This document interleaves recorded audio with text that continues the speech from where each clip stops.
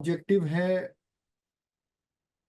जो primary objective है इस प्रोग्राम को बनाने का, वो ये है कि जो कॉमन मेंटल हेल्थ प्रॉब्लम्स हैं, बिहेवियर से रिलेटेड प्रॉब्लम्स हैं, उसके बारे में अवेयरनेस को बढ़ाना। और उससे क्या है कि मैं आपसे रिक्वेस्ट करूंगा कि जो भी लोगों का म्यूट, जो भी अनम्यूट है उसको म्यूट कर दें प्लीज। और इन प्रॉब्लम्स को हम अर्ली स्टेज पे आइडेंटिफाई कर सकें ताकि उनको प्रॉपर ट्रीटमेंट मिल सके। डेटा जो है हमारे पास, नंबर्स बहुत ही ज्यादा हैं। बेसिकली ऑलमोस्ट 13 to 15% भारत की आबादी को किसी न किसी प्रकार की मानसिक समस्या है या व्यवहारिक समस्या है, और एक बहुत बड़ा नंबर है। हमारे पास नंबर ऑफ साइकाट्रिस्ट कम है, नंबर ऑफ साइकोलॉजिस्ट भी बहुत कम है। और मेंटल हेल्थ की प्रॉब्लम हर एज ग्रुप को अफेक्ट करती है।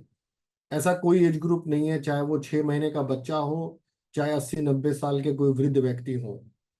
और सबसे बड़ी सरप्राइजिंग बात यह है कि आज भी ट्रीटमेंट का गैप 80% है।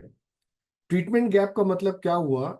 अगर 100 लोगों को मानसिक समस्या है या व्यवहारिक समस्या है तो उन लोग को इलाज चाहिए, लेकिन खाली 20% लोगों को ही इलाज मिल पाता है। आज भी 75 से 80% तक लोगों को प्रॉपर ट्रीटमेंट नहीं मिल पाता। आप इसी से अंदाजा लगा सकते हैं कि ये प्रॉब्लम कितनी विकराल है। और सबसे बड़ी प्रॉब्लम है मेंटल हेल्थ के बारे में गलतफहमियां, जो स्टिग्मा क्रिएट करती है। साइकाट्रिस्ट से मिलने के लिए हेजिटेशन होता है। बहुत से लोग इस बारे में जानते हैं, अभी भी बहुत सारे लोग अक्सर पहली मर्तबा या अभी भी लगातार झाड़ फूक या इस तरीके की चीजें करते हैं। नेक्स्ट स्लाइड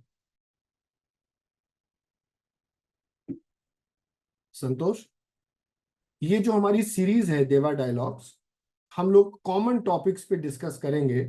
जैसे स्लीप हो गया जो आज कवर करेंगे, हेडेक हो गया, एडिक्शन हो गया, मोबाइल एडिक्शन हो गया, पेन, अटेंशन और कंसंट्रेशन से रिलेटेड प्रॉब्लम, गुस्सा, डिप्रेशन, एंजाइटी, और बचपनों में होने वाली प्रॉब्लम, एडीएचडी, ऑटिज्म, या फिर ओल्ड एज की प्रॉब्लम्स, खासकर डिमेंशिया इत्यादि, इन सब डिस्कस करेंगे।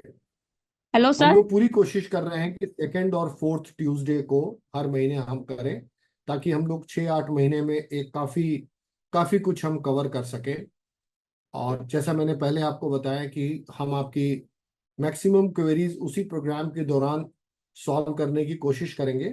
बट आपने हमारा मेल आईडी देख ही लिया, और अगर आप उसमें कमेंट, उसमें सेक्शन में जाके आप अगर अपना क्वेश्चन और अपनी मेल आईडी लिख देंगे तो हम विद इन 72 आवर्स आपको हम रिप्लाई कर देंगे। संतोष, नेक्स्ट स्लाइड। आज का टॉपिक जो हमारा है वो स्लीप डिसऑर्डर्स पे है, नींद के ऊपर है। और हमारे साथ आज इंडिया के one of the finest sleep के एक्सपर्ट हैं। Basically is a slip scientist by profession. मेरी तरह वो भी साइकाट्रिस्ट हैं, मेरे बहुत ही क्लोज मित्र हैं।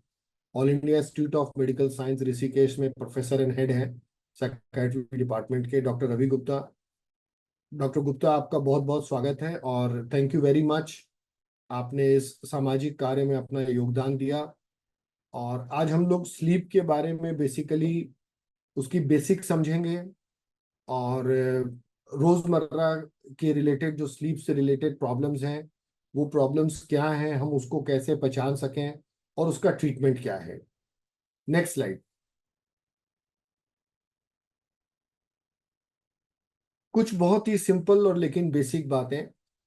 हम अपने जीवन का 1/3 हिस्सा हमको सोने में बिताना चाहिए, या हम सो के बिताते हैं।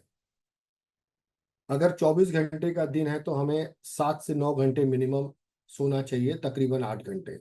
तो 1/3 जीवन हमारा सोने में जाता है। और उसके बारे में भी अगर हम इग्नोरेंट हैं, या उसके बारे में भी अगर हम अनभिज्ञ हैं, तो ये एक अपने आप में एक मतलब चिंता का विषय है। इस समय तकरीबन तकरीबन संसार की 1/3 आबादी जो है वो नींद की समस्या से ग्रसित है, किसी न किसी प्रकार की नींद की समस्या है। भगवत गीता में चैप्टर 6 और उनका जो श्लोक नंबर 16 है, उसमें भगवान कृष्ण ने कहा है कि यदि आपका भोजन सही नहीं है और यदि आपकी नींद सही नहीं है तो आप कभी भी एक सच्चे योगी नहीं बन सकते। तो उस समय भी उन्होंने नींद की इम्पोर्टेंस को, नींद का जो महत्व है उसको देखा है। नींद इतनी कीमती चीज है, शायद इसीलिए इसको सोना कहते हैं। और ये शब्द शायद इसलिए आया कि नहीं आया मुझे नहीं पता, पर कितना सोना चाहिए क्वेश्चन अक्सर आता है। तो 7 से 9 घंटे हम एवरेज मान के चले कि 7 से 9 घंटे हमें सोना चाहिए। जैसे हम बोलते हैं, जैसे कोरोना आया तो एक एपिडेमिक की तरह आया। आजकल मोबाइल एडिक्शन और उससे रिलेटेड प्रॉब्लम एपिडेमिक है। उसी तरह स्लीप और स्लीप से रिलेटेड प्रॉब्लम भी आज के टाइम में एपिडेमिक है। और ये बहुत ही बड़ी प्रॉब्लम है, क्योंकि स्लीप की खाली बात नहीं है, इससे रिलेटेड बहुत सारी प्रॉब्लम्स हैं।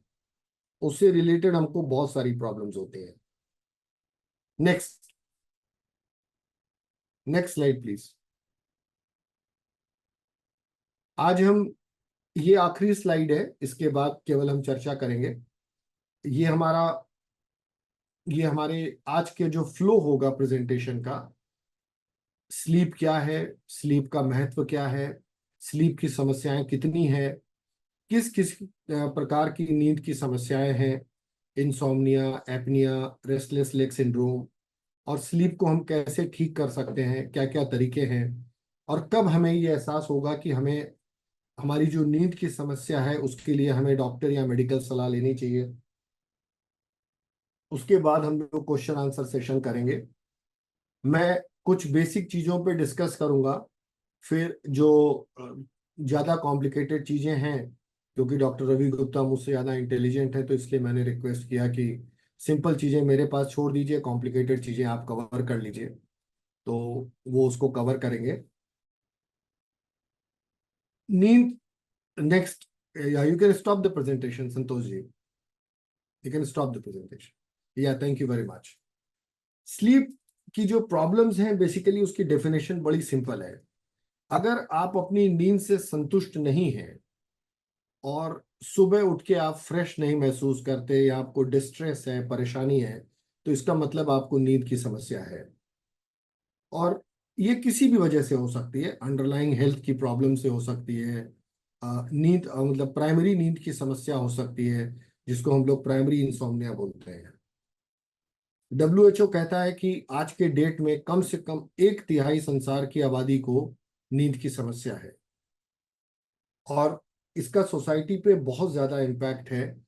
खासकर कुछ समस्याएं जैसे स्लीप एपनिया, नार्कोलेप्सी, जिसके बारे में प्रोफेसर गुप्ता अभी थोड़ी देर बाद आपको विस्तार से बताएंगे, क्योंकि वो बहुत ही गंभीर समस्याएं हैं, इसलिए उसके बारे में चर्चा थोड़ी विस्तार से।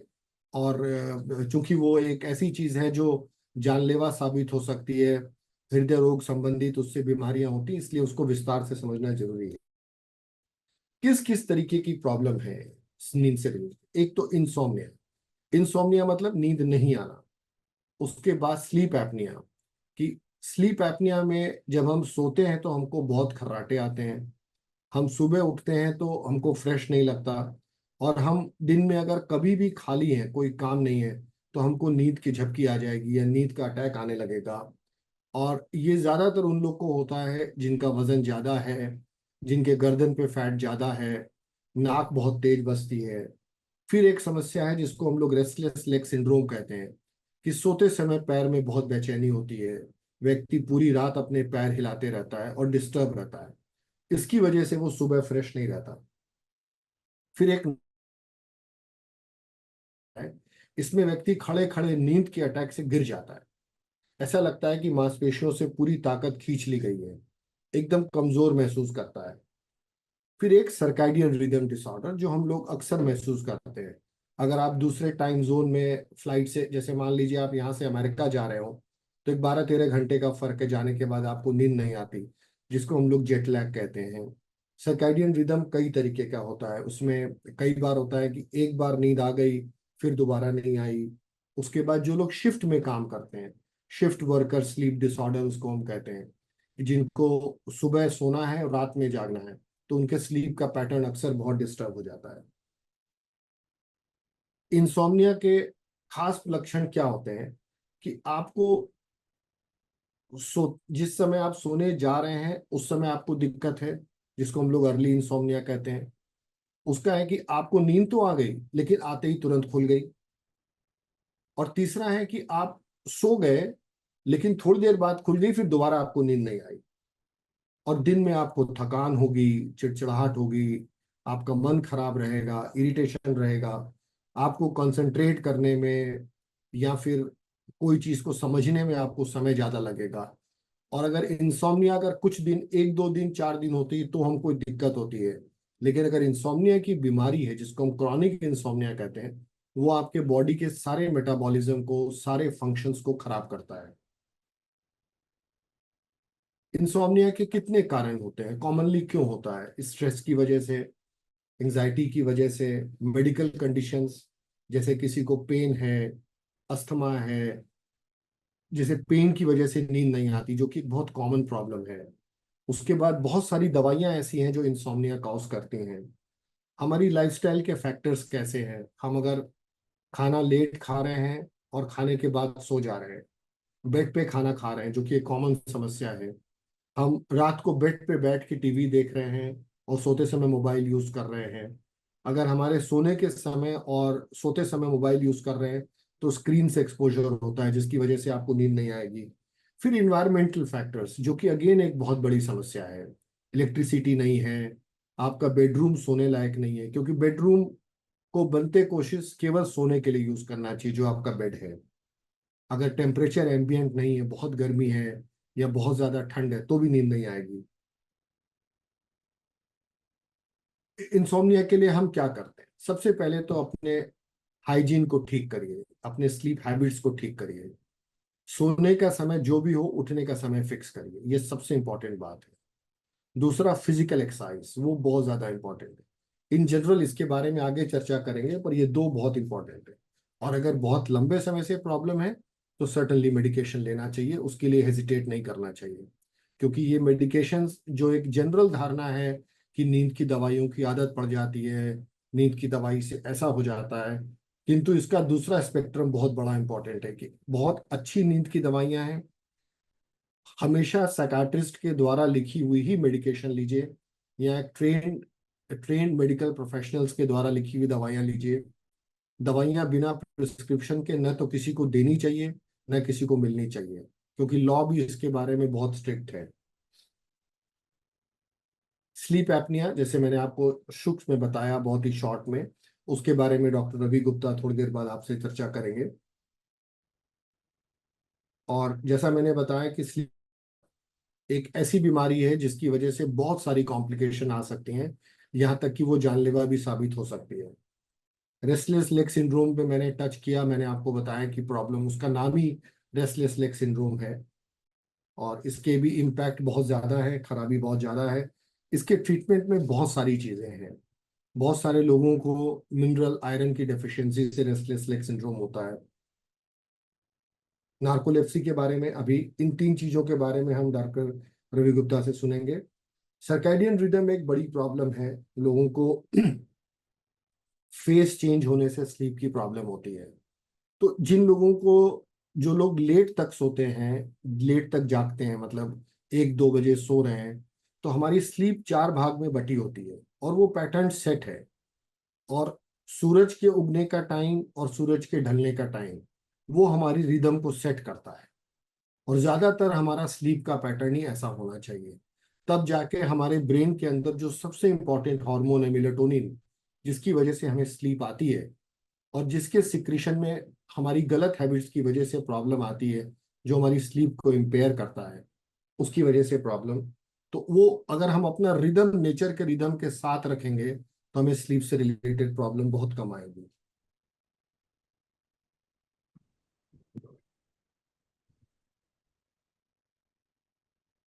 अब मैं डॉक्टर रवि गुप्ता से डिस्कस करूंगा कि वो स्लीप एपनिया और नार्कोलेक्सी के ऊपर सबको सबको विस्तार से और जितना सरल भाषा में हो सके समझाएं।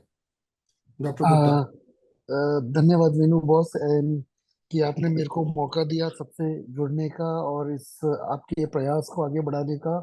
बहुत ही सराहनीय प्रयास है बॉस, क्योंकि मुझे नहीं लगता है कि बहुत लोग अभी आम पब्लिक तक पहुंचने की कोशिश कर रहे हैं। जैसा कि आपका आदेश है बॉस, मैं दो चीजों के बारे में बात करूंगा, स्लीप एपनिया और नार्कोलेप्सी।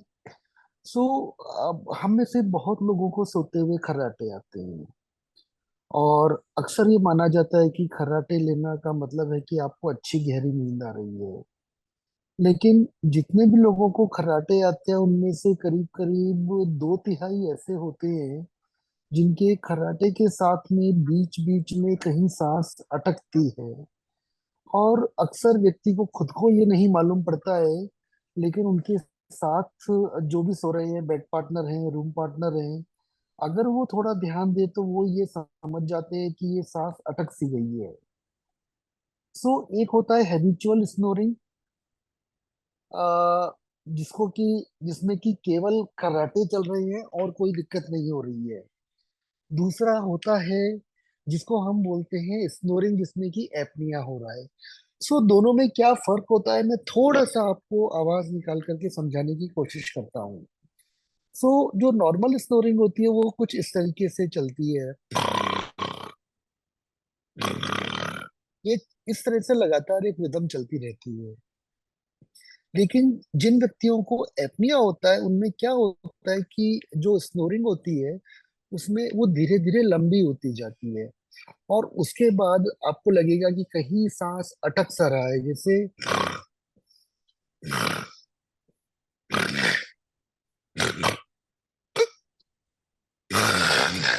ये आवाज अगर आ रही है तो इसका मतलब है कि बीच में कुछ देर के लिए आपका सांस रुका है, और जब वो सांस का रास्ता खुला है तो आपको एक लंबा खर्राटा आया है। सो इसको पहचानना बेहद जरूरी है, और आई थिंक बहुत सारे पेशेंट्स हमारे पास आते हैं। अ, उनके नॉर्मली हम उनको बोलते हैं कि आपके साथ में कमरे में जो भी सोता है उनके साथ में आए, और अक्सर वो इस तरह की चीज जब हम इस तरह की आवाज उनको सुनाते हैं तो वो बता देते हैं। दूसरा जो कॉमन कंप्लेंट करते हैं, स्पेशली बेड पार्टनर की, रात को ये खर्राटे ले रहे थे, सडनली खर्राटे बंद हो गए, और जब हमने जरा सा इनको हिलाया तो खर्राटे वापस शुरू हो गए, और उस वक्त ऐसा लग रहा था कि जैसे छाती बिल्कुल नहीं चल रही है, लेकिन पेट पे काफी जोर पड़ रहा था। तीसरा, क्योंकि इस वक्त बेसिकली स्लीप एपनिया में आपका जो ऑब्स्ट्रक्टिव स्लीप एपनिया ज्यादा कॉमन बीमारी है, जिसको हम OSA भी बोलते हैं। सो उसमें बेसिक प्रॉब्लम क्या होती है कि सोते हुए आपका जो सांस का रास्ता गले के अंदर है वो चिपक जाता है, और उसके कई कारण होते हैं चिपकने के। कई लोगों के अंदर जो ये ठोड़ी की हड्डी होती है वो पीछे की तरफ होती है, या उनकी ठुड्डी छोटी होती है, या उनका जो नाक वाली ये हड्डी होती है ये पीछे की तरफ होती है। तो अक्सर आप देखेंगे कि उनका चेहरा ऐसे, नाक ऐसे होती है, लेकिन उनकी ठोड़ी जो है वो बाहर निकली हुई होती है, या उनकी जीभ काफी बड़ी होती है। बच्चों में अक्सर ये प्रॉब्लम होती है क्योंकि उनके अंदर टॉन्सिल्स जो हैं वो बड़े हुए होते हैं। अगर नाक के रास्ते में किसी तरह की रुकावट है, उससे भी ये दिक्कत हो सकती है। नाक की हड्डी टेढ़ी होने से भी ये दिक्कत हो सकती है। इसके अलावा जैसा कि वेन्यू बॉस ने बिल्कुल शुरू में बताया था कि अगर आपकी गर्दन के ऊपर काफी फैट है, या जिसको हम बोलते हैं डबल चिन, या दो ठोड़ी है, या इस साइड में काफी ज्यादा मांस लटक रहा है, तो हेलो। आप तो आपके अंदर स्लीप एपनिया या OSA होने की संभावना काफी ज्यादा होती है। तो ये कुछ रिस्क फैक्टर्स हैं। इसके अलावा जो मोटापा है वो अपने आप में एक रिस्क फैक्टर है। तो अगर मान लीजिए आपका वजन आपकी ऊंचाई और आयु के वजन के हिसाब से ज्यादा है, और अगर आप खर्राटे लेते हैं तो आपको थोड़ा सा सचेत रहना चाहिए। अन्य लक्षण जो होते हैं OSA के, उसमें होता है रात को उठना और पेशाब करना। नींद खुलती है कि भाई मेरे को पेशाब जाना है, पेशाब बिल्कुल खुल के आता है।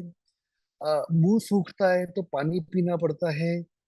अगर आपको रात में 2 बार से ज्यादा पेशाब के लिए उठना पड़ता है और पेशाब बिल्कुल खुल के आ रहा है आपको, तो आपको स्लीप एपनिया होने की संभावना काफी ज्यादा है।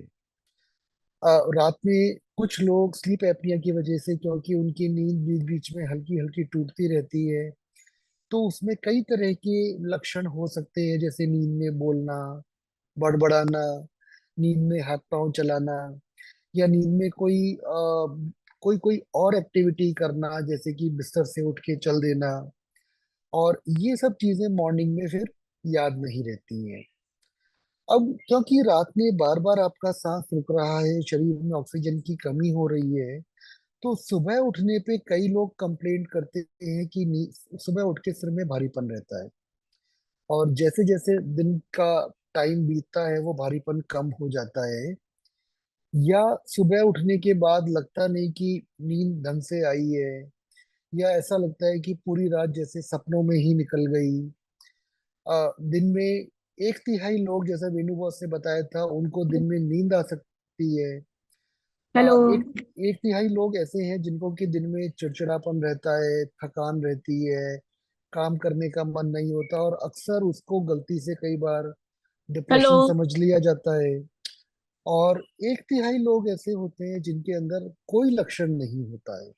तो उसमें केवल जब उनका ब्लड प्रेशर बढ़ा हुआ होता है, या किसी को शुगर की प्रॉब्लम होती है, डायबिटीज जिसको हम बोलते हैं, या कभी अगर किसी को कोई हार्ट की प्रॉब्लम हुई होती है, हार्ट अटैक जैसी चीज, या अगर उनको किसी को ब्रेन स्ट्रोक या लकवा हुआ होता है, तो ऐसे लोगों को हम लोग अक्सर पूछते हैं कि भाई आपको स्लीप एपनिया तो नहीं है, क्योंकि ये सारे कॉम्प्लिकेशन है जो कि स्लीप एपनिया से हो सकते हैं।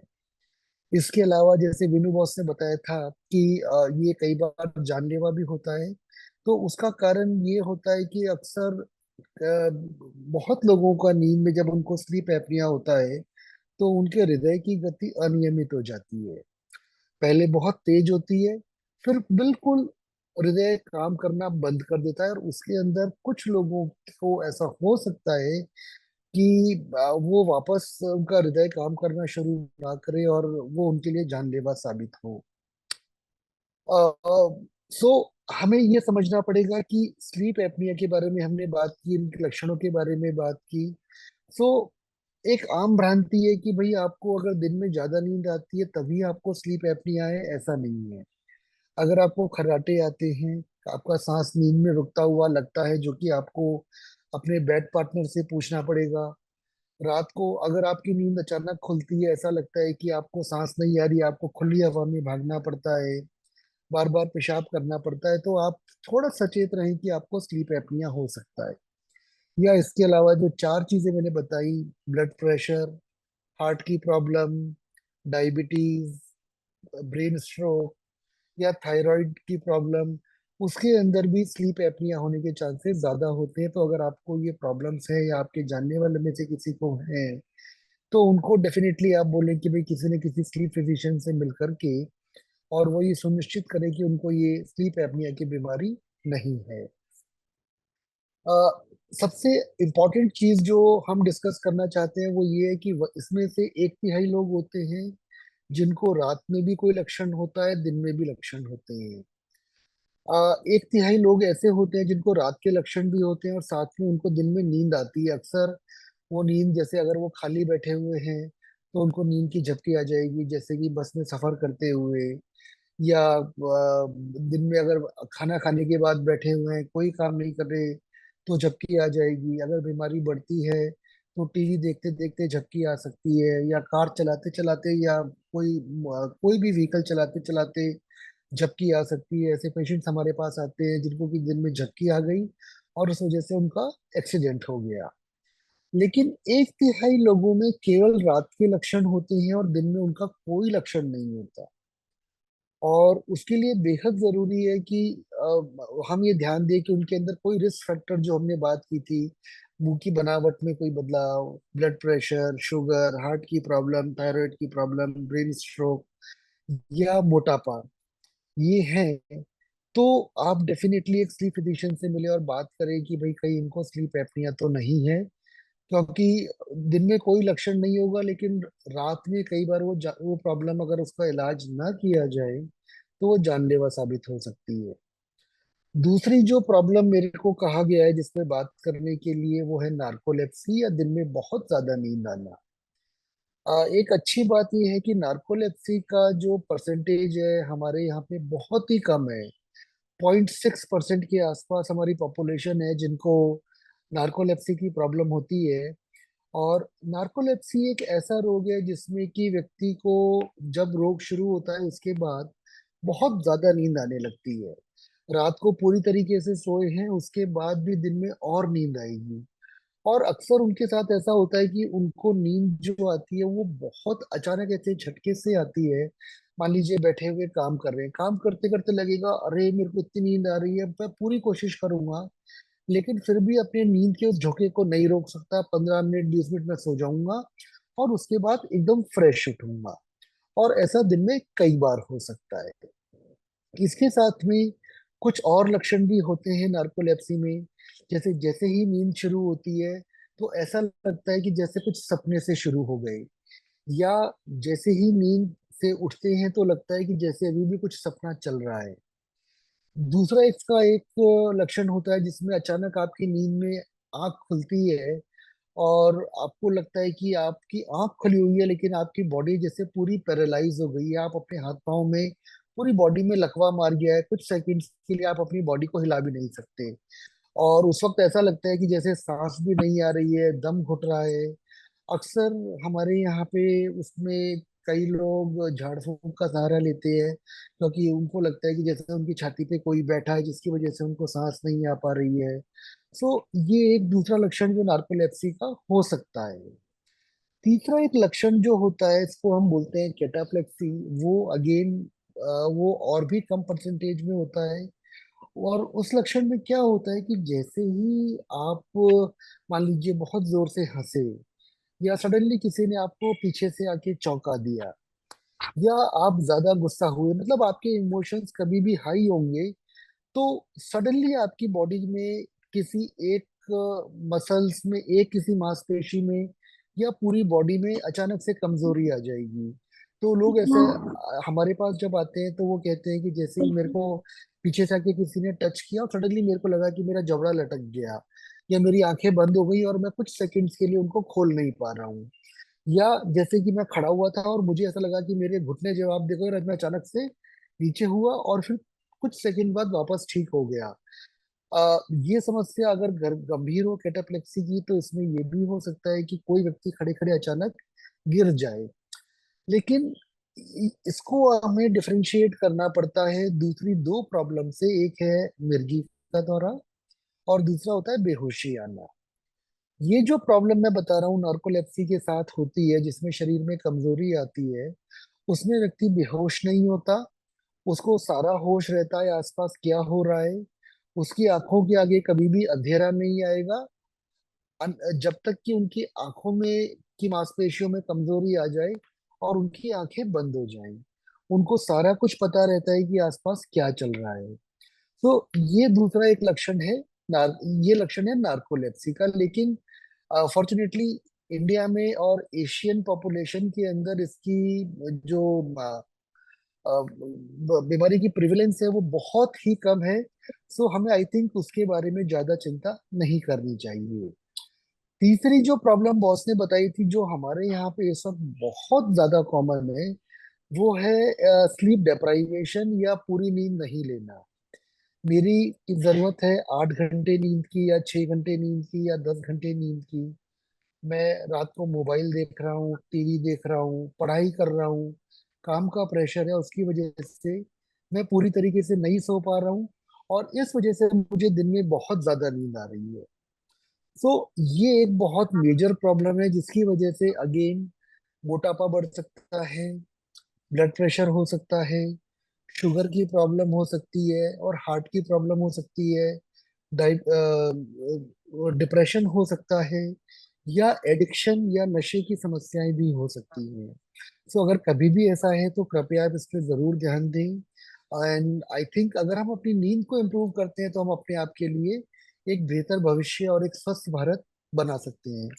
मेनू बॉस आपका बहुत बहुत धन्यवाद इस मौके के लिए। Thank you Ravi, thank you very much, thank you very much, thank you very much. इस समय एक बहुत इंपॉर्टेंट चीज है जो कि उसको करके then will shift to question answers. अगर कुछ क्वेश्चन आंसर्स हैं तो एक तो ये है कि मोबाइल से रिलेटेड प्रॉब्लम क्यों है। देखिए, फैक्ट ये है कि साइंटिफिकली अभी भी कोई बहुत स्ट्रॉन्ग डेटा नहीं है कि मोबाइल यूज नींद डिस्टर्ब करती है, लेकिन हम ये जानते हैं ऑब्जर्वेशनल से और पेशेंट से, बाकी चीजों से, कि excessive use of mobile, particularly smartphone, sleep, बहुत सारी चीजों के साथ स्लीप को डिस्टर्ब करती है। उसके मेन रीजन तीन है प्राइमरीली। एक तो ब्लू लाइट, जो स्क्रीन ब्लू लाइट एमिट करती है, चूंकि उसकी फ्रीक्वेंसी कम है तो वो विजिबल लाइट है, और उस ब्लू लाइट से हमको दिन का एहसास होता है, और जबकि हमारा मेलेटोनिन का प्रोडक्शन उससे डिस्टर्ब होता है। मेलेटोनिन वही हार्मोन है जिसकी वजह से हमको नींद आती है, और जो रात में ही सिक्रीट होता है। ये एक कुदरत की बहुत ही खूबसूरत सी बनावट है। दूसरा, नोटिफिकेशंस। अगर नोटिफिकेशन करते हैं तो हमारा ध्यान भटकता है, फिर हमारी नींद टूटती है। और तीसरा ये है कि अगर हम मोबाइल यूज कर रहे हैं, इसका मतलब हम जागे हुए हैं, तो हम अपने ब्रेन को ये सिग्नल देते हैं कि अभी भी हम अलर्ट हैं। तो हमारा ब्रेन जो हमको स्लीप के लिए इंस्ट्रक्शन देता है, वो हम उसको हम उसको पूरी तरीके से कैप्चर या अप्रिशिएट नहीं कर पाते। ये तीन रीजन है। बट इंटरेस्टिंगली, मोबाइल का स्लीप के साथ बहुत, आज के टाइम में बहुत स्ट्रॉन्ग कोरिलेशन भी है। जितना आपका स्क्रीन टाइम ज्यादा है, चाहे वो मोबाइल पे हो, चाहे कंप्यूटर पे हो, चाहे लैपटॉप पे हो, उतना आपका दिन में जो एक्टिव टाइम है, या स्क्रीन पे जो ब्लू लाइट का टाइम है, वो उतना बढ़ता रहता है। इवेंचुअली वो आपके स्लीप को कम करती है, और ये डायरेक्टली रिलेटेड है आपके हेल्थ से। एक तो ये पॉइंट बहुत इंपॉर्टेंट है। दूसरा, जैसे डॉक्टर रवि ने बताया कि स्लीप अगर हम कम लेते हैं तो हमें क्या होता है, मैं इसको बहुत सिंपल तरीके से आपको दो तीन लाइनें बताऊंगा। कम नींद जो है, आप जो भी सोच सकते हैं वो बीमारी को जन्म देता है, या उसको आने में, जैसे अगर किसी को बीमारी 60 साल में होनी है, तो वो 40 साल में शुरू हो सकती है। मेमोरी की प्रॉब्लम, हार्ट की प्रॉब्लम, ओबेसिटी मतलब मोटापा, डायबिटीज, हाइपरटेंशन, यहाँ तक कि कैंसर के लिए आपकी प्रोननेस बढ़ जाती है। अगर लंबे समय तक हम इनसफिशिएंट स्लीप से परेशान हैं, या अपनी स्लीप रिलेटेड प्रॉब्लम्स को हम ठीक नहीं कर पा रहे हैं, और अभी भी स्लीप को ठीक करने के लिए सबसे इफेक्टिव तरीका जो हमें पहले अपनाना चाहिए, एक तो है सीबीटी, जिसको हम कॉग्निटिव बिहेवियर थेरेपीज कहते हैं। दूसरा, स्लीप हाइजीन, जो हम खुद कर सकते हैं। स्लीप हाइजीन के ऊपर बहुत छोटी छोटी बातें होती हैं स्लीप हाइजीन के लिए। सोने का टाइम, उठने का टाइम सेम रखिए। 6 बजे के पहले उठ जाइए। एटलीस्ट 5 घंटे एक हफ्ते में मॉडरेट फिजिकल एक्सरसाइज करिए। फूड में कैलोरी इंटेक बहुत लिमिटेड रखिए। प्रोटीन, कार्बोहाइड्रेट और फैट्स का एक बैलेंस बना के अपनी डाइट करिए। सोने से कम 2 घंटे आपको खाना, 2 घंटे पहले खाना चाहिए। सोने के पहले अगर आप घुटने के नीचे का पानी, गर्म पानी स्प्लैश करते हैं, वो आपको असिस्ट करता है। वार्म मिल्क जो ट्रिप्टोफान सिक्रीट करता है, वार्म मिल्क जो हमारे कल्चर में भी है कि सोने के पहले थोड़ा गर्म दूध पिए, वो भी हमें काफी हेल्प करता है। आपका बेड बहुत ही हाइजीनिक, क्लीन, नीट होना चाहिए, और बेड के, जिस बेड पे हमको सोना है, उसको दिन में बनते कोशिश न इस्तेमाल करें। हम लोग की तरफ से अब और जो भी चीजें हैं उसको हम क्वेश्चन आंसर में कवर करेंगे, क्योंकि मेरा ये था कि हम 30-35 मिनट्स का हमारा और प्रोफेसर गुप्ता का प्रेजेंटेशन के बाद अनदर हाफ एन आवर हम क्वेश्चन आंसर के लिए रखते हैं, और बहुत अच्छी बात है कि हम लोग समय पे हैं। So now the session is open for question and answers. आप लोग डायरेक्टली पूछ सकते हैं या चैट बॉक्स में लिखें, हम लोग उसको देख के रिप्लाई करते रहेंगे। संतोष, मिस्टर संतोष, एडमिन से कोई है अभी? Santosh, you are Yes, here? sir. Yes, sir. I'm here, sir. I'm here, sir. Yeah. You now open it for question answers. Yes, sir. Yes, sir. Those जिनके जिनके पास सर क्वेश्चन है ना, दे अनम्यूट कर सकते हैं, दे कैन आस्क डायरेक्टली। सो मैं आपको screen पे लेके आऊंगा उनको। Okay okay okay. I think mister Rajesh जो, यस, सो राजेश। यस। या, डॉक्टर साहब नमस्कार, आपको आवाज आ रही है? नमस्कार राजेश जी, डॉक्टर बिलिंग, नमस्कार, कैसे हैं? नमस्कार। बहुत बढ़िया इनिशिएटिव रहा आपका, ये जो आप लोग ने ये जी। रखा है, बहुत अच्छा इनिशिएटिव है। और इसमें एक ये पूछना है कि ये जो आप स्लीप की जो बातें हम लोगों ने सुनी है, ये जेनेटिक भी हो सकती है या जेनेटिक नहीं है? ये मुझे पूछना है। हाँ, जैसे ऑब्स्ट्रक्टिव स्लीप एपनिया में जेनेटिक कंपोनेंट है, नार्कोलेप्सी जी में जेनेटिक कंपोनेंट है, कैटाप्लेक्सी में है। पर इन जनरल ओके। जो रूटीन में हम देखते हैं इंसोम्निया, जो लाइफस्टाइल रिलेटेड है, वो वो सटनली Right. जेनेटिक्स नहीं है, उसमें जेनेटिक्स नहीं है। It is more of A lifestyle related disorder, या अगर सेकेंडरी इंसोम्निया है तो बात अलग है। Right. प्राइमरीली जो भी है वो आपके लाइफस्टाइल से रिलेटेड है काफी हद तक। Thank you, doctor. Thank you very much. एक सवाल है। Do we have more questions? I have a question, sir. या प्लीज। हाँ, क्या प्रेगनेंसी के पीरियड में भी ऐसे नींद बहुत आना ऐसे हो सकता है क्या? या pregnancy madam is known to cause both hypersomnia, insomnia, altered sleep. And pregnancy and sleep अपने आप में एक अलग टॉपिक है।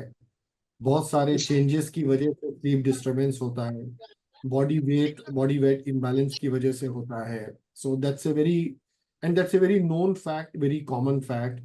और प्रेगनेंसी में स्लीप को फार्माकोलॉजिकली मतलब दवाई से ट्रीट करना becomes little more difficult because we would not like to give medications which have teratogenic effect.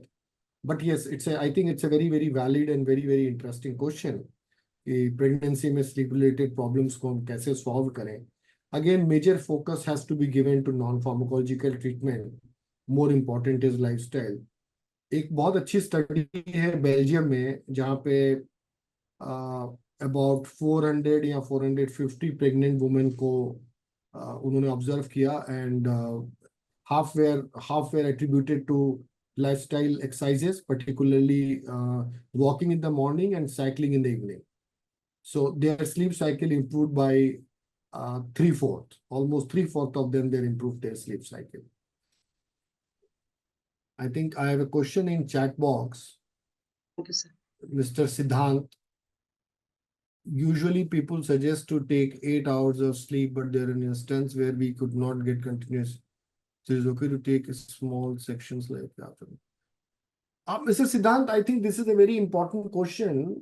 We call it naps, short naps, micro sleeps, or European culture में we call it siesta. In fact, countries like Spain, वहाँ पे siesta का culture है। हमारे यहाँ भी coastal areas में दोपहर में खाने के बाद सोने का काफी strong culture है। Short naps post lunch is absolutely fine. अगर बीच में आपको 2-3 मिनट के लिए, 4 मिनट, 5 मिनट के लिए अगर नैप लेना हो, which is also fine. But frequent naps एक बीमारी का इंडिकेटर है। अगर आप बहुत frequent naps ले रहे हैं तो what we say is कि आप एटलीस्ट 7 से 9 घंटा टाइम होना चाहिए, और half an our plus minus is fine, ताकि आपको 6-6.5 घंटे एक प्रॉपर नींद आ जाए। That is what is required. So it is okay to take small naps, but not very frequent. And post meal 10-15 minutes of nap is perfectly fine. That will rejuvenate you. That will revitalize you. Did I answer your question, Siddhant ji? Hello, sir. Thank you very much. Thank you very much for answering the question. Yes. We have a question from Mr. Amit Gupta. Sleep disturbance are increasing among adolescents, but do not meet the diagnostic criteria. What will be the sleep hygiene for this patient? Mr. Amit, again, this is a good, very interesting question. Sleep, they may not meet criteria, but certainly we know that child and adolescent population is increasingly suffering with sleep-related disorders. And that is largely attributed to their lifestyle diseases. Increased use of gadgets, less outdoor sports. अभी adolescents का जो सबसे बड़ा problem है वो outdoor sports का है। They don't play outdoor sports. In fact, अगर आप ओपीडी में सवाल पूछते हैं बच्चों से कि आप क्या खेलते हैं, तो वो किसी मोबाइल गेम का नाम लेता है, जो हम लोग बहुत सारे लोग जानते भी नहीं हैं। some question from Mr. Mehta कि एल्डरलीज के लिए क्या है। उसका रूल बहुत सिंपल है कि आप 1 घंटा कम कर सकते हैं। नॉर्मल एडल्ट्स के लिए 7 से 9 है, यहाँ 6 से 8 है। For people above 60-65, 1 hour of sleep is less, and for people below the age of 20, it is 1 hour more. 1 घंटा उनको ज्यादा सोना चाहिए, तो वहाँ 10 घंटे का है, यहाँ पे 6 से 7 घंटे का है। नॉर्मल एडल्ट हमारे आपके जैसे लोगों के लिए 7 से 9 घंटे का है। ये है, जैसे जैसे एज एडवांस करती है स्लीपिंग आवर्स हमारे कम होने लगते हैं because of rhythm disturbance and body metabolism की स्लोइंग की वजह से। एक बहुत ही इंपॉर्टेंट फैक्टर है जिसके बारे में रेगुलरली डिस्कशन होता है कि स्लीप एक डायरेक्ट फैक्टर है ओबेसिटी के लिए। जिन लोगों की स्लीप कम है उनके फैट या मोटे होने का चांसेस बहुत बढ़ जाता है। It's a direct contributing factor to increase weight and obesity, खासकर सेंट्रल ओबेसिटी, जहां हम बोलते हैं कि पेट के चारों तरफ वेट ज्यादा होना, जो कि अपने आप में बहुत सारी बीमारियों के लिए सिंगल कंट्रीब्यूटिंग फैक्टर है। खासकर diabetes, insulin resistance, hypertension, dyslipidaemia, और ये सब मिला के मेटाबॉलिक सिंड्रोम को क्रिएट करता है, जो कि हमारी लॉन्गिविटी को 8 से 12 साल कम करता है। तो इससे आप अंदाजा लगा सकते हैं कि good sleep and understanding about sleep is very important.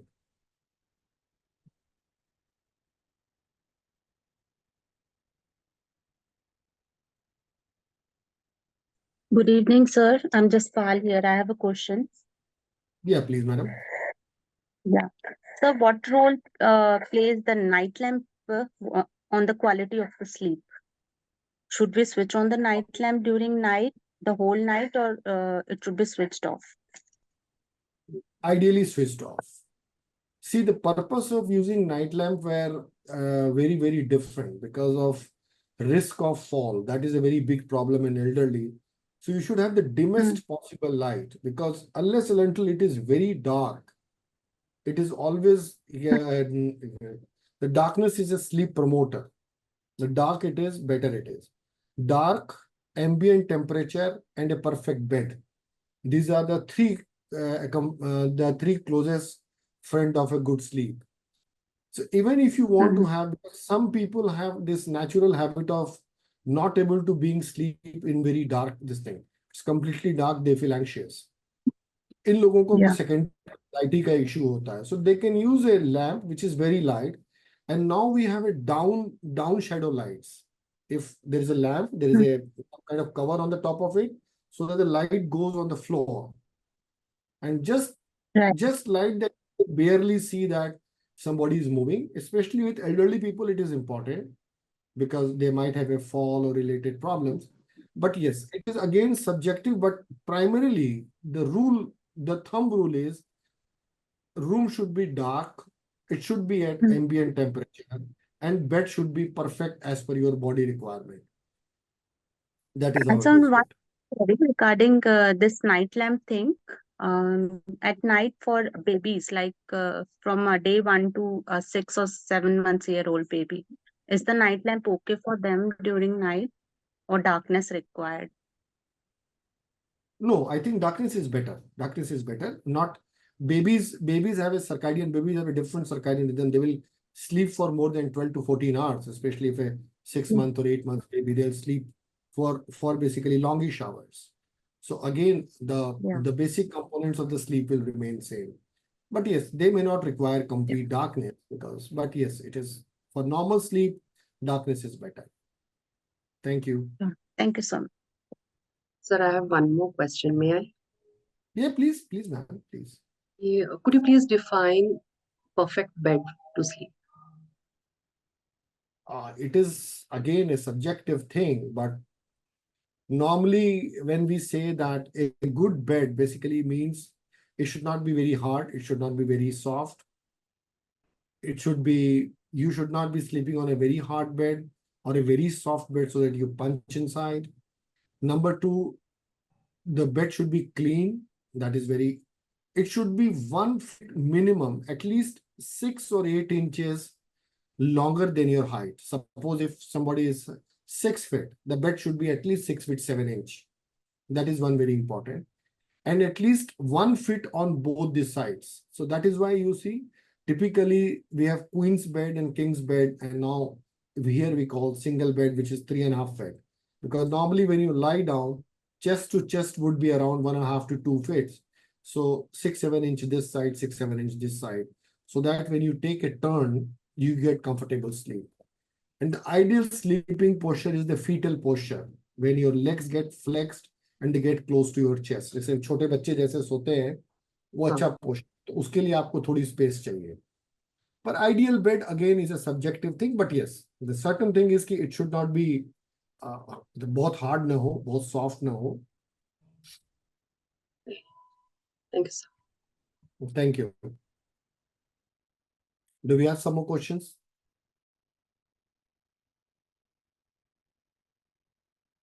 I think somebody has,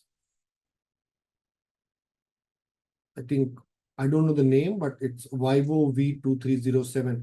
doctor साहब, हाँ जी सर, कौन बोल रहे हैं? अशोक बोल रहा हूँ जी, दिल्ली से। अच्छा अशोक भैया बोलिए। हाँ जी, मैं ये पूछ रहा था कि भाई सोने की पोजीशन भी कोई होती है कि भाई सीधे, कई लोग बिल्कुल सीधा सोते हैं या लेफ्ट नहीं, राइट या हमेशा लेफ्ट, या उल्टे लेफ्ट बिल्कुल लोड सोते हैं? नहीं, वो नॉर्मल नहीं है, लेफ्ट लैटरल सोना चाहिए, लेफ्ट हमेशा बाएं करवट सोना चाहिए, वो आइडियल पोजीशन है, वो आइडियल तो पोजीशन है। पर सोने के बाद, ऑब्वियसली सोने के बाद मतलब हमें तो ये याद नहीं, ये ध्यान नहीं रहेगा ना कि किस। वो तो याद नहीं रहता, पर जनरली हम जब स्टार्ट करते हैं तो हमें हमें यही ध्यान रखना चाहिए कि हम लेफ्ट लेटरल पे सोए, हम लेफ्ट लेटरल पे सोते हैं। दैट और इज जैसे ऑलवेज। आपके नॉलेज में एक भी नींद मेरी पूरी इस वजह से नहीं होती, जो कान में जो सीटी बजती है उसका क्या रोल है मतलब? क्योंकि दिन उसकी फिर में। एक वो फिर एक अलग प्रॉब्लम है। जब हम सोने जा रहे हैं, अगर हमको इस तरीके के सेंसेशंस हो रहे हैं तो हो सकता है कान के अंदर प्रॉब्लम हो। कई लोगों को हिप्नोगॉगिक हेलुसिनेशन होता है, जब हम सोने जाते हैं उस समय हमको अजीब सा फील होता है। नहीं, वो उसके लिए दिन भर तो जी। मतलब जैसे पता नहीं लगता कि शोर होता है आसपास, पर अगर उसको हम्म। शांति में भी सुने तो भी सुनाई देता है कि हाँ बज रहा है कुछ। और रात को तो हाँ फिर वो अगर तो आप फिर आपकी दवाई नहीं आप खाएं तो दिन फिर भर, नींद ही नहीं आती। हाँ नहीं, वो तो चूंकि व्यक्ति दिन भर एक पर्टिकुलर नॉइजी इन्वायरमेंट में है, जैसे ही वो एकदम कंफर्टेबल होता है तो उससे उसको बाहर आने में टाइम लगता है। तो ऐसे लोगों के लिए हम लोग रिकमेंड करते हैं कि आप थोड़ी देर हेडफोन लगा के सो जाएं, फिर उसके बाद उसको हटा दें। बहुत सिंपल टेक्निक है। नहीं, वैसे तो आपकी दवाई भी खा रहे हैं, उससे ही नींद आती है। चलिए ठीक है, अच्छी बात है, दैट्स नॉट तो ये इम्पोर्टेंट। मतलब कितने टाइम की बात है, मतलब कितना टाइम इस चीज में वो होगा ठीक होने ये के तो चांसेस? इंडिविजुअल पे डिपेंड करता है, इंडिविजुअल पे डिपेंड करता ओके, थैंक यू। डॉक्टर है मेरा एक इसीलिए क्वेश्चन है। हाँ बोलिए, हाँ, बताएं। पिलो क्वालिटी के लिए कि तकिया कैसा होना चाहिए, और वेंटिलेशन, कुछ लोग ऐसा खिड़की बंद करके सोते हैं, या उसके लिए जो क्या है? ये थोड़ा वेंटिलेशन तो होना चाहिए, that is a very logical thing. I don't think कि इसमें कोई डिस्कशन है। पिलो क्वालिटी में एक बहुत ही इंपॉर्टेंट बात है कि बहुत सारे लोग बहुत पतला या बहुत मोटा पिलो लगाते हैं, दोनों ही बहुत खराब है। बेसिकली आपके जो गर्दन के पीछे का गैप है फाइन। वो कवर होना चाहिए, हेड बहुत ऊपर नहीं होना चाहिए और हेड बहुत नीचे नहीं जाना चाहिए। And generally pillow should ideal be, height क्या कितना होना चाहिए है जी। पिलो का? पिलो कितना होना चाहिए डॉक्टर? नॉर्मल नहीं, कॉम्बिनेशन नॉर्मल जिसमें आपको कंफर्टेबल लगे, जिसमें आपको चोक कंफर्टेबल फील करे। और अगर एकदम सीधा होता है तो आपको नेक के मसल्स में स्ट्रेचिंग होती है। I think thank you. somebody, some Mr. Prashant has given, does masturbation also affect sleep? Yeah, masturbation is a sexual activity outside vagina, so I think it should promote sleep. It should promote sleep. It should help you to get a good sleep. Ventilation, migraine. Somebody asks about migraine. So migraine के लिए you will have to take treatment. That's a different thing. Some suggestion for students during exam time sleeping. Yes, that's a good question because stress की वजह से sleep बहुत disturb होती है। तो एक तो कोपिंग स्किल्स ऐसे बच्चों को सीखना चाहिए, और एग्जामिनेशन में at least half an hour exercise daily करना चाहिए। या तो आप खेल लें active sports, badminton, table tennis, या फिर you do some running, skipping, jogging. जो बच्चे नहीं करते उसकी वजह से उनको प्रॉब्लम्स आती है। इनफैक्ट एग्जामिनेशन के दौरान आधी घंटा फिजिकल एक्टिविटी जरूर करनी चाहिए, और ये आधी घंटे करने से आपको बहुत फायदा है। कभी ये स्ट्रेस, ये नहीं सोचना चाहिए कि हमारा आधी घंटा वेस्ट हो गया, हम पढ़ लेते। That is a wrong thing. You should play for half an hour, you should be ventilated, अच्छा लगेगा।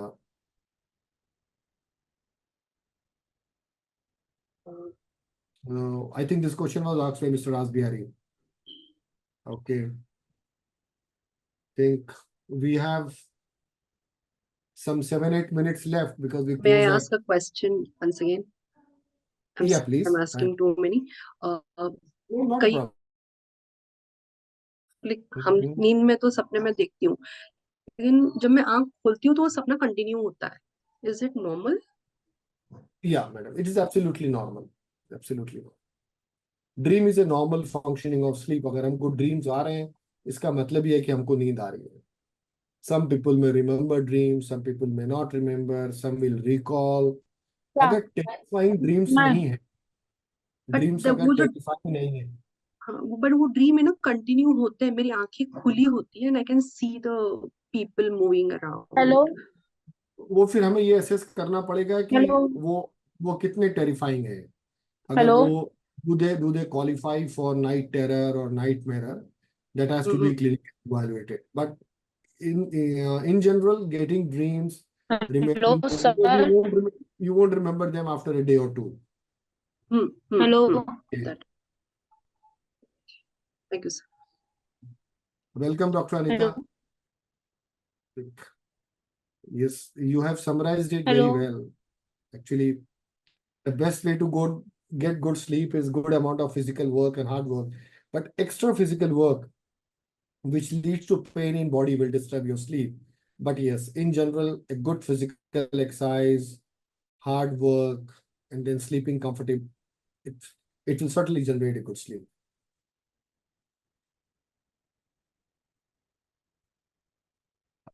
Somebody asked me, Yeah, sir, Meena kya late Yadav, I think someone, Meena Yadav, trying to ask the question. Yes. I'm not ये तो इस session के लिए question नहीं है madam, आप स्लीप से रिलेटेड कोई क्वेश्चन हो तो पूछ सकते हैं।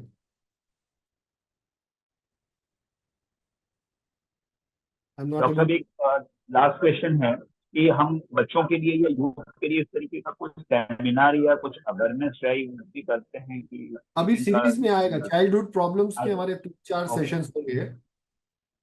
ओके 3-4 सेशंस होंगे। Sir, I have a question. Yeah, please. Like if the ideal sleeping time is 7 hours, like what time should I go to bed? Like is 12 to 7 okay? Because generally I sleep at 12 o'clock at night. 12 is Or- little late, but there is no such hard and fast rule. Anything below 1 is still acceptable, but ideal is one should go to bed before 11. That is what is, because जैसे मैंने पहले बोला कि sleep के कई phases होते हैं, वो तो स्लीप फिजियोलॉजी के डिटेल में जाने के लिए और टाइम चाहिए। बट एक सिंपल बता रहा हूँ कि 10-10:30 बजे बेड पे जाने का बहुत आइडियल टाइम है। 10 o'clock is the most ideal time. 10 to 6 is a perfect time for sleep. या फिर आप 9:30 से 5:30 कर सकते हैं, 10:30 11 से लेके 6 6:30 बजे तक ये time. But more than 11 is not a very good idea to, you will not have a good sleep. फिर कुछ लोग हैबिट, अच्छा, और इंडिविजुअल वेरिएशंस बहुत हैं। देर आर शॉर्ट स्लीपर्स, उनको बहुत कंसंट्रेटेड स्लीप आती है। कुछ लोगों की स्लीप इतनी डीप होती है कि 4 घंटे 4.5 घंटे में ही पूरी हो जाती है, उन्होंने अपनी लाइफ को ऐसा बनाया हुआ है। बट हम लोग इन जनरल बात करते हैं। इन जनरल जो रिक्वायरमेंट है वो 7 से 9 घंटे की है एक अच्छे लेवल पे फंक्शनिंग करने के लिए। काम तो हम करते ही हैं किसी रात, जैसे हम डॉक्टर्स हैं, कई बार हम लोग पूरी रात जागते हैं लेकिन अगले दिन भी काम करते हैं, लेकिन वो नॉर्मल नहीं है। आपका जजमेंट इम्पेयर होता है, कॉन्सेंट्रेशन बहुत अच्छा नहीं रहता, इरिटेशन रहता है, ये। So at least try to go before 11। Try to go before 11, उससे लेट ना करें। Thank you, sir. Thank you so much. Thank you very much. We have another 4 minutes, then we have to close down. नमस्कार doctor. Yes, sir, please. Hello hello Yeah, please बोले। Hello hello हाँ, मैं सुन रहा हूँ, बोले madam please. Sir मुझे रात में जल्दी नींद नहीं हुई। सर मुझे रात में आप जल्दी नींद नहीं आती, कैसे आएगी? आपकी आवाज मैडम क्लियर नहीं है, आप टाइप करके दे दीजिए, हम रिप्लाई कर देंगे। मैम सर मेरी नींद रात में जल्दी नहीं आती है, 12 बजे के बाद नींद आती है, तो कैसे सही करें? आपको अपना स्लीप का साइकिल ठीक करना पड़ेगा। आप सुबह पहले उठने का टाइम अपना फिक्स कर लीजिए। हाँ मतलब कोशिश करिए 5 साढ़े 5 बजे उठने की, और 2-3 दिन आपको दिक्कत होगी, 4 दिन दिक्कत होगी, फिर उसके बाद आपको 10 साढ़े 10 बजे नींद आने सर लगेगी। मैं आयुषी बोल रही हूँ। नहीं, आयुषी बोल रही हूँ। मुझे नहीं मालूम, पर ये तो सबके लिए है, किसी एक के लिए नहीं है ना। तो मैं आपको दिखाती हूँ दवाई चलता है आपके यहाँ से। वो ठीक है, लेकिन ये तो नमस्कार सर। सबके लिए। नमस्कार सर। नमस्कार, कौन? राजकुमार दुबे, मैं दिल्ली से जुड़ा हूँ सर। हाँ बोलिए दुबे जी, बताइए। सर पहले तो बहुत बहुत बधाई आप और डॉक्टर रवि गुप्ता को इतना सराहनीय एफर्ट के लिए। Sir thank you very much. हाँ जी सर, मुझे एक प्रॉब्लम है, तो हाँ क्या मैं आप पूछ सकता हूँ? हाँ पूछिए, अगर नींद से रिलेटेड है हाँ तो। हाँ, नींद से ही रिलेटेड है। वैसे तो मुझे जी रेगुलर रेगुलर मेरी नींद पूरी होती है 7 से 8 घंटे का, लेकिन जिस हम्म। दिन कहीं जाना होता है नेक्स्ट डे अर्ली मॉर्निंग, उस दिन रात को हम्म। प्रॉपर नींद नहीं आती है। चाहे वो 4 महीने में एक बार हो, ऐसा नहीं कि जैसे आज आया कल आया। जब भी ऐसा होता है, हम्म। जैसे 2 महीने में एक बार अर्ली मॉर्निंग जाना है, तो वो प्रॉपर नींद नहीं आती। हम्म।